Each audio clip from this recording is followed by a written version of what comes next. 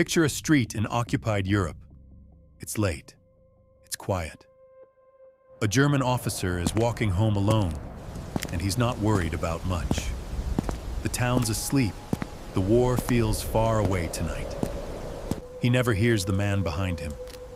There's no bang, no flash, no echo bouncing off the buildings. He just drops. And by the time anyone finds him, whoever did it is long gone. 3 streets over, hands in his pockets, looking like nobody at all. The thing that killed him barely made a sound. You could fit it inside a coat. And here's the strange part.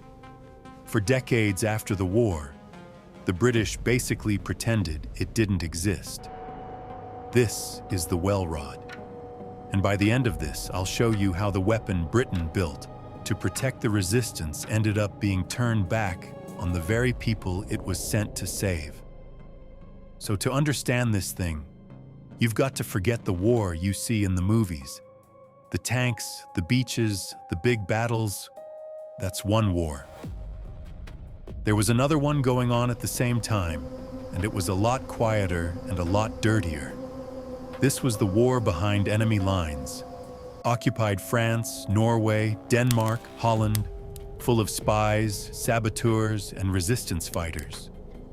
And running a lot of it was a secret British outfit called the SOE, the Special Operations Executive. Churchill set it up himself, and the brief he gave them was gloriously blunt. Set Europe ablaze. Their agents did all sorts of things. Blew up bridges, smuggled radios, and sometimes, the part nobody likes to talk about, they killed people. But here's the problem nobody thinks about until they have to.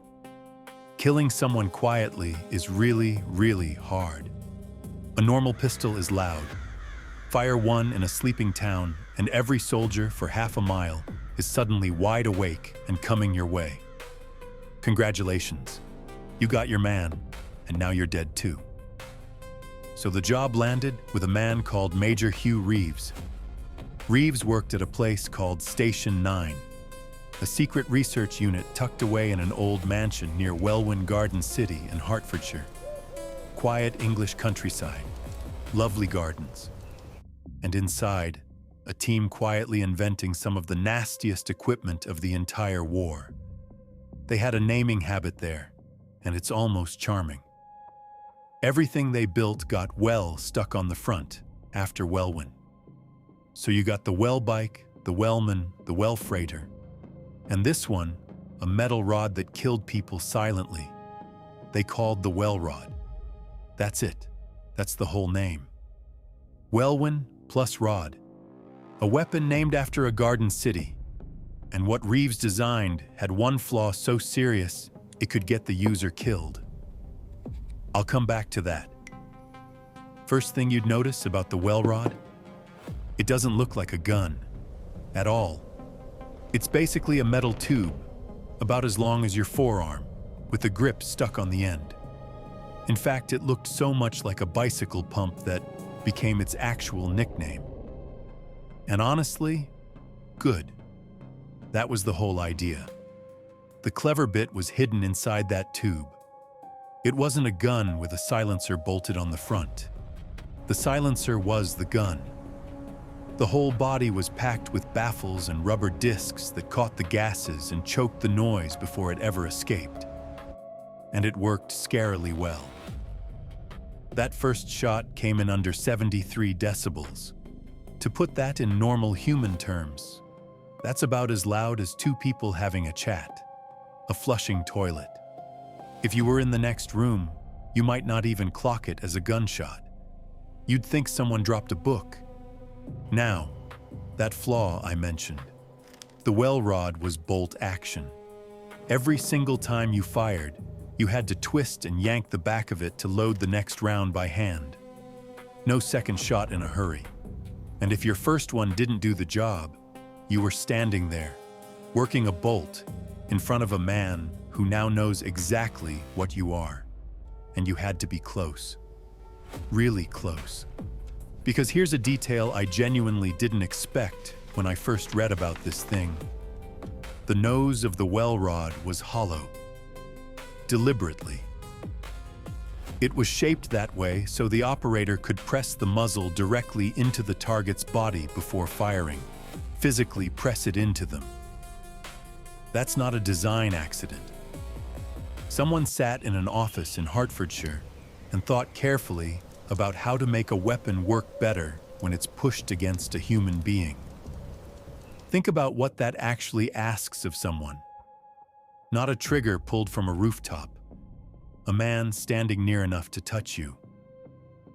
Which brings us to the question that matters more than any of the engineering.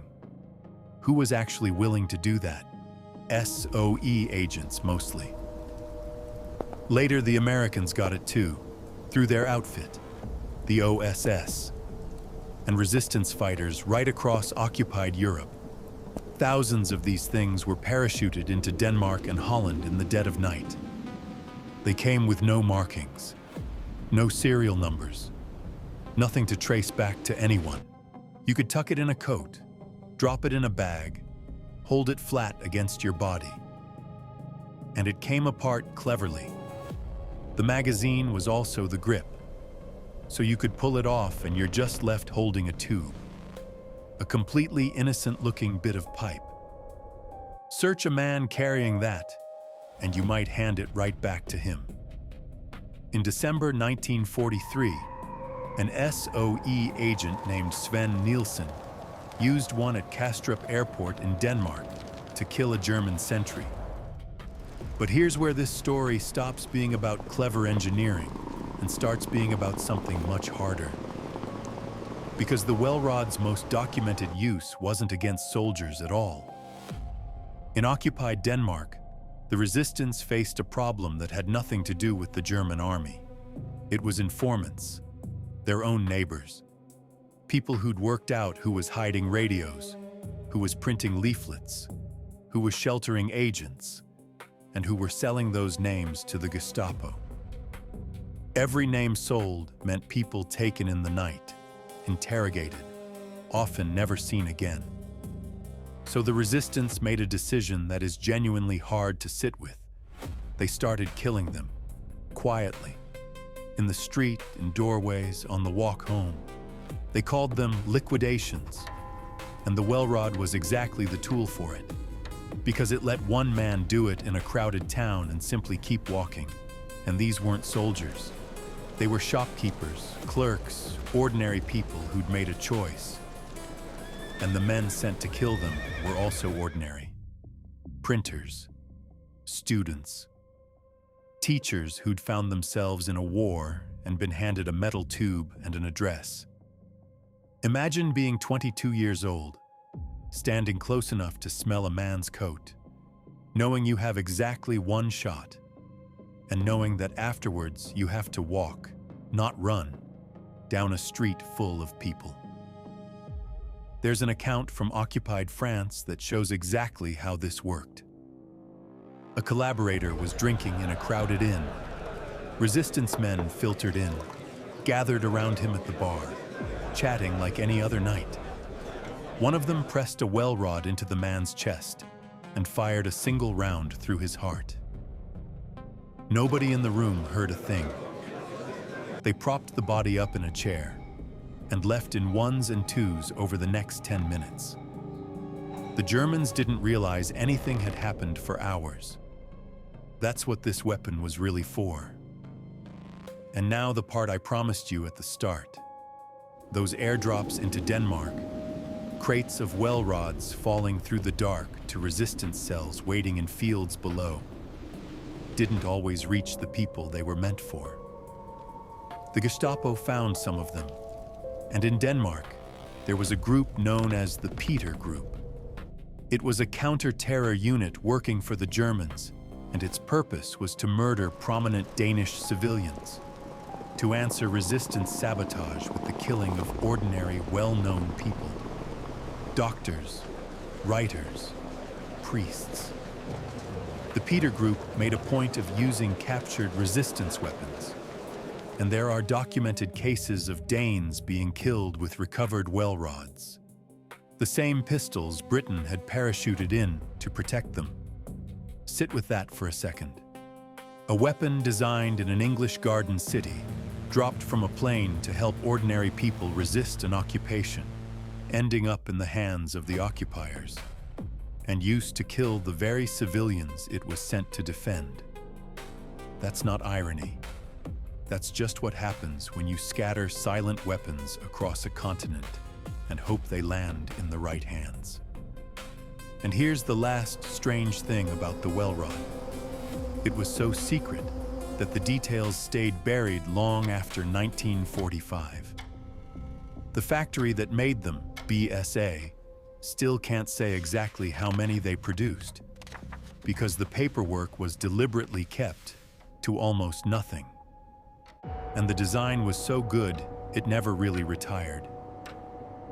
Welrods have reportedly turned up in Korea, in Vietnam, in Northern Ireland, in the Falklands, even in the Gulf. A World War II assassination tool, still surfacing half a century later.